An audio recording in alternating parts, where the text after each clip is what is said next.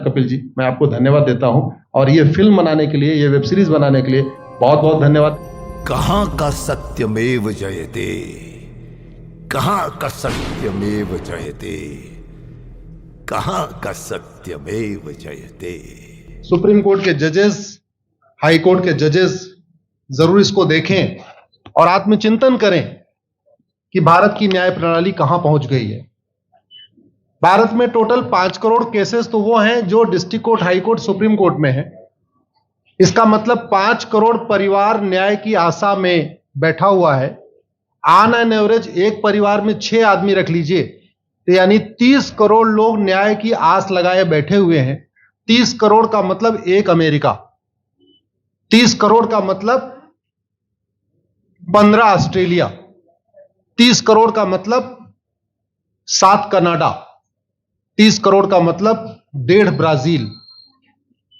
इतने लोग भारत में न्याय की आस में बैठे हुए हैं। और ये 5 करोड़ केस तो वो हैं जो district court, high court, supreme court में है। इसके पैरेलल हमारे देश में एक और जुडिशियल सिस्टम है, उसको कहते हैं तहसीलदार, एसडीएम, एडीएम, डीएम, कमिश्नर, जहां पे चकबंदी के मुकदमे चलते हैं। वो इस 5 करोड़ में काउंटेड नहीं है। जो तहसीलदार के यहां मुकदमा होता है, एसडीएम के यहां मुकदमा होता है, एडीएम के यहां होता है, डीएम के यहां होता है, चकबंदी अधिकारी जिसको सीओ कहते हैं, डीडीसी कहते हैं, एसओसी कहते हैं, वो इसके पैरेलल में है और 5 करोड़ मुकदमे वहां पे भी चल रहे हैं। इसका मैं लाइव एग्जांपल देना चाहूंगा भारत की ब्लैक जस्टिस सिस्टम का। 1985 में जौनपुर में एक 10 बीघे जमीन का मुकदमा शुरू हुआ था। अभी वो सबसे नीचे पायदान पे है, जिसको कहते हैं चकबंदी अधिकारी। 1985 में मुकदमा शुरू हुआ, 2023 आ गया, लगभग 37 साल बीत चुके। 37 साल में यह नहीं तय हो पाया कि असली विल कौन सी है। 2 लोगों ने क्लेम किया, वो कह रहे हैं मुझे विल मिली है, वो कह रहे हैं मुझे विल मिली है। 37 साल में यह नहीं डिसाइड हो पाया असली विल किसकी है। अगर मान लीजिए आज डिसाइड हो जाए तो सीओ के बाद एसओसी, एसओसी के बाद डीडीसी, डीडीसी के बाद हाई कोर्ट, हाई कोर्ट के बाद सुप्रीम कोर्ट, यानी अभी 35 साल और लगेगा, 70 साल लगेगा। सेकंड जनरेशन मुकदमा लड़ रही है, ऑलरेडी सेकंड जनरेशन मुकदमा लड़ रही है और इसी स्पीड से काम हुआ तो मुझे लगता है थर्ड जनरेशन आके मुकदमा जाके तब जाके सुप्रीम कोर्ट पहुंचेगा। दूसरा एग्जांपल, एक ग्लेरिंग एग्जांपल आपको देता हूं। 1971 के वॉर में पाकिस्तान में बम फेंकने वाले, पाकिस्तान के फौजियों के बहुत सारे बैंकर तोड़ने वाले एक कर्नल कबोत्रा है, पंचकुला में रहते हैं। दुश्मनों को उन्होंने दांत तोड़ दिए। आज 2000 से उनके मकान पे किसी ने कब्जा किया हुआ है। 2023 आ चुका है, 23 साल में वो अपने मकान को नहीं छुड़ा पाए। अभी मामला पंचकुला की डिस्ट्रिक्ट कोर्ट में है, उसके बाद चंडीगढ़ हाई कोर्ट जाएगा, फिर सुप्रीम कोर्ट जाएगा। तो 23 साल में वो सबसे नीचे पायदान पे है। वास्तविकता यह है, अंग्रेज चले गए, अंग्रेजी कानून यहीं छोड़ गए, अंग्रेजी व्यवस्था यहीं छोड़ गए। यह व्यवस्था भारत में न्याय देने के लिए नहीं बनी थी। ये जो न्यायिक जुडिशियल सिस्टम था भारत में जो बनाया गया, वो केवल और केवल भारत को लूटने बांटने के लिए बनाया गया था। क्योंकि कानून वही चल रहा है, जुडिशियल सिस्टम वही चल रहा है, इवन हमारा ड्रेस भी वही चल रहा है। अंग्रेज काले कपड़े पहनते थे, हम भी काले कपड़े पहनते हैं। अंग्रेज जून के महीने में उनको गर्मी लगती थी तो 1 महीने छुट्टी करके इंग्लैंड चले जाते थे। आज भी हमारा हाई कोर्ट, सुप्रीम कोर्ट पूरे मई जून बंद रहता है। अंग्रेजों को क्रिसमस के टाइम में दिसंबर में छुट्टी मनाना जाना होता था, 1 महीने छुट्टी कर चले जाते थे। आज भी हमारी हाई कोर्ट, सुप्रीम कोर्ट दिसंबर में, क्रिसमस के टाइम में 15 दिन 20 दिन बंद हो जाती है। तो सोच वही है, किताबें वही है, व्यवस्था वही है, कानून वही है, तो स्वाभाविक सी बात है जस्टिस होगा कहां से? जस्टिस कैसे होगा? हम 2023 में 1860 का इंडियन पिनल कोड लेके घूम रहे, 1861 का पुलिस एक्ट लेके घूम रहे, गवाहों के बयान 1872 के कानून से हो रहे। हमने सब कुछ वर्ल्ड क्लास कर लिया, लेकिन अपने जस्टिस सिस्टम को कंपेयर करने की कोशिश ही नहीं किया। जितने में एक एयरपोर्ट बनता है, एक एयरपोर्ट बनाने में 25,000 करोड़ की लागत आती है। अगर हमारी सरकारों ने एक एयरपोर्ट की कीमत जुडिशियल सिस्टम पे खर्च कर दिया होता तो हमारी न्यायिक व्यवस्था अच्छी हो गई होती। आज घटिया, चूंकि अकाउंटेबिलिटी नहीं है, जुडिशियल सिस्टम में कोई अकाउंटेबिलिटी नहीं है।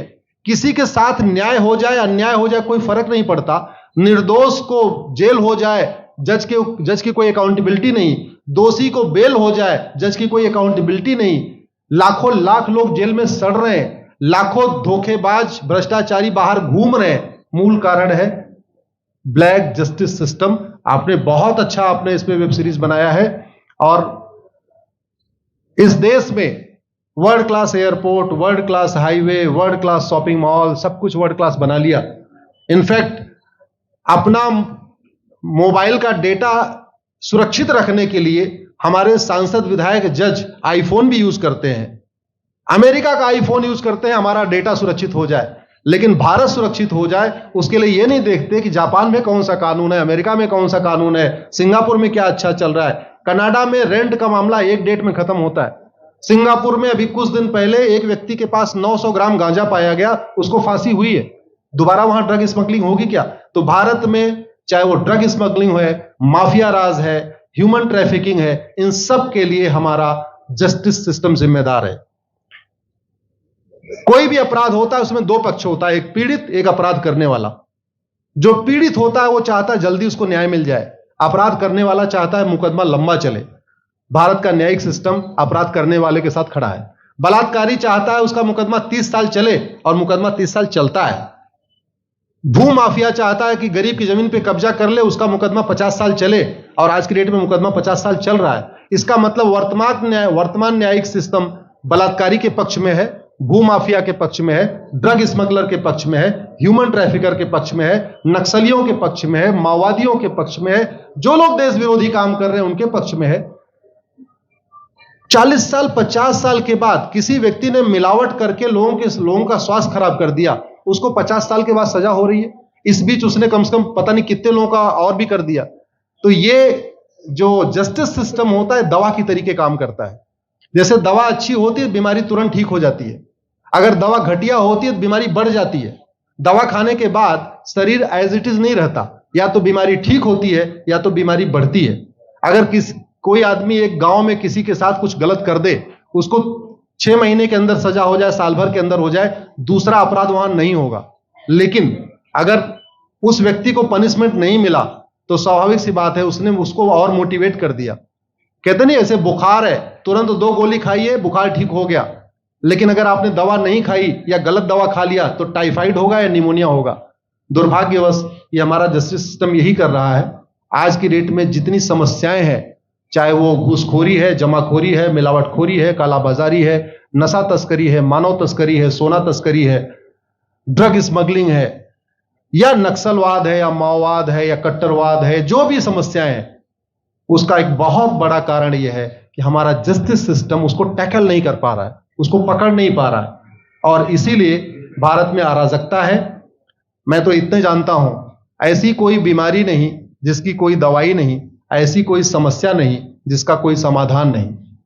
हम हर चीज के लिए बाहर से चीजें खरीदते हैं, तो हम ये क्यों नहीं देख रहे हैं कि आखिर चाइना का जस्टिस सिस्टम कैसा है, सिंगापुर का कैसा है, कनाडा का कैसा है, फ्रांस का कैसा है, और अमेरिका का कैसा है। हम क्यों नहीं बेस्ट प्रैक्टिसेस उनकी अडॉप्ट कर लेते। दुनिया के कई देशों ने नार्को पॉलीग्राफ ब्रेन मैपिंग कानून बना दिया। मेरी बहन दीपिका नारायण बैठी हुई है, ये लगातार फॉल्स केसेस के खिलाफ, इनको मैं देखता रहता हूं, एक्टिव रहती है। एक कानून बन जाए नार्को पॉलीग्राफ ब्रेन मैपिंग, और कंप्लेन पे अंडरटेकिंग ले लिया जाए कि जो कुछ मैं शिकायत कर रहा हूं इसके लिए मैं अपना नार्को पॉलीग्राफ ब्रेन मैपिंग कराने के लिए तैयार हूं, हजारों की संख्या में फेक केसेस खुद ही खत्म हो जाएंगे। आज की डेट में लोग जुडिशरी की लापरवाही के साथ साथ फर्जी केस से परेशान है, फर्जी गवाही से परेशान है, फर्जी एफआईआर से परेशान है, हजारों परिवार परेशान है। कई बार देखा गया कि जो फैमिली के केसेस होते हैं उसमें कितने सारे फेक केसेस भी आ रहे हैं। तो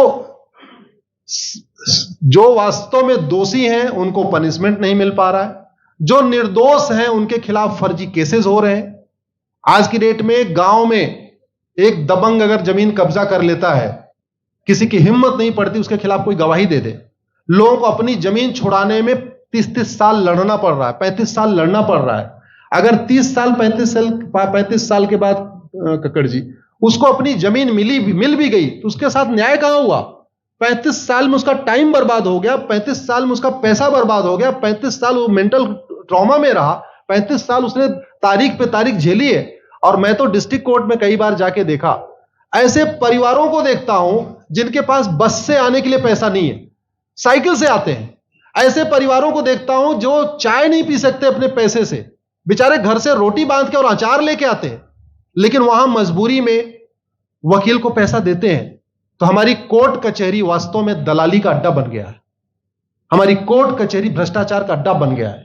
और मैं दुख के साथ कहना चाहूंगा, अदालतों में न्याय हो नहीं रहा है, बल्कि न्याय बिक रहा है। जिनके पास पैसा है, वो उन्होंने कितना बड़ा क्राइम किया हो, मर्डर किया हो, रेप किया हो, उनको जमानत हो रही है। और जिनके पास नहीं है, वो बेचारे जेल में सड़ रहे हैं। कई बार तो देखा गया, मैंने मेरे मर्डर किया एक्स अनंत सिंह ने, लेकिन एक्स अनंत सिंह बाहुबली थे, उन्होंने थानेदार को 20 लाख रुपए दिया, वो वाई अनंत सिंह को लेकर जेल में डाल दिया। नाम वही है। अब उसके बाद क्या हुआ, 20 साल मुकदमा चला और फिर सबूत के अभाव में छूट गया। तो जिसने मर्डर किया वो तो कभी जेल गया ही नहीं। एक निर्दोष जेल गया, 10-20 साल के बाद उसने अपना जमीन बेचा, सब कुछ किया, मां बाप सब कुछ तबाह हो गए, फिर वो सबूत के अभाव में छूट रहा है। तो सबूत के अभाव में अगर 20 साल के बाद छूट भी गया हो, उसका 20 साल कौन लौटाएगा? उसके 20 साल के लिए कौन जिम्मेदार है? उसके 20 साल जो बर्बाद हुआ, उसके लिए संविधान की शपथ लेने वाले जिम्मेदार हैं। संविधान के प्रियम्बल में लिखा है, हम आपको जस्टिस देंगे, हम आपको न्याय देंगे। न्याय देने की जिम्मेदारी किसकी? जिन्होंने शपथ लिया। शपथ कौन लेते हैं? जजेस लेते हैं, सांसद, विधायक, मंत्री लेते हैं। तो आज की डेट में अगर लोगों को न्याय नहीं मिल रहा है, तो इसके लिए वही जिम्मेदार हैं जो संविधान की शपथ लेते हैं। संविधान की शपथ लेने वालों को वेतन, भत्ता, गाड़ी, बंगला इसीलिए मिलता है कि लोगों को न्याय मिल सके, फास्ट जस्टिस मिले, कंप्लीट जस्टिस मिले। अनफॉर्चुनेटली कंप्लीट जस्टिस मिलने में तो 50-60 साल लग जाता है, फास्ट जस्टिस तो सपना हो गया है। इसलिए आज आपने जो ये वेब सीरीज बनाई है, मैं आपको धन्यवाद देता हूं। एक ऐसे विषय पे जिसपे कोई टच नहीं करता, लेकिन जिससे करोड़ों लोग पीड़ित हैं। मैंने कहा ना, 5 करोड़ लोग सीधे district court, high court, supreme court के केसेस से पीड़ित हैं, और 5 करोड़ मुकदमे एसओसी, डीडीसी, तहसीलदार के यहां चल रहा है। तो अगर 5 करोड़ से 30 करोड़ लोग इधर पीड़ित हैं, तो उधर भी पीड़ित है। वास्तव में बहुत बड़ी संख्या भारत में इसी से पीड़ित है। और अपराध, भ्रष्टाचार और जितनी भी अराजकता चल रही है, उसका मूल कारण भी यही है। जस्टिस सिस्टम अच्छा हो जाए, कानून सख्त हो जाए, कानून का खौफ पैदा हो जाए, न्यायपालिका का खौफ पैदा हो जाए, और ये थाने जो दलाली के अड्डे बन गए हैं, तहसील जो दलाली का अड्डा बन गया है, डिस्ट्रिक्ट कोर्ट जो कमीशन खोरी का अड्डा बन गया है, अगर इस पे कंट्रोल हो जाए तो वास्तव में भारत में फिर से राम राज्य आ सकता है। अगर जुडिशियल सिस्टम अच्छा हो जाए, तो जो राम राज्य की कल्पना है, धर्म की जय हो, अधर्म का नाश हो, प्राणियों में सद्भावना हो, विश्व का कल्याण हो, मुझे लगता है उसको फिर से जीवित किया सकता है। आपने मुझे बुलाया कपिल जी, मैं आपको धन्यवाद देता हूं। और ये फिल्म बनाने के लिए, ये वेब सीरीज बनाने के लिए बहुत बहुत धन्यवाद देता रहता हूं। दीपिका जी लड़ती रहती हैं, इनको देखता रहता हूं। बहन नेहा जी आई हैं, ये अपने गानों से मुझे लगता है बहुत अच्छा आप लिखती हैं। और इसी तरीके से कड़वा सच आप लिखते रहिए, कड़वा सच गाते रहिए। लोग आज की डेट में, यंग जनरेशन कड़वा सच सुनना चाहती है। मीठे झूठ ने इस देश में शुगर, डायबिटीज पैदा कर दिया। भारत केवल लोग डायबिटीज से नहीं पीड़ित हैं, बल्कि हमारी व्यवस्था को डायबिटीज हो चुका है। और उस डायबिटीज को दूर करने के लिए नेहा राठौर जैसी बहनें जो सही बात कह रही हैं, दीपिका जी सही बात कह रही हैं, आप लोग जो है बहुत अच्छा काम कर रहे हैं। और आपने, कक्कड़ साहब, आपने बनाया वेब सीरीज, आपको विशेष आभार, धन्यवाद देता हूं। यही निवेदन करता हूं, इस वेब सीरीज को ज्यादा से ज्यादा देखें।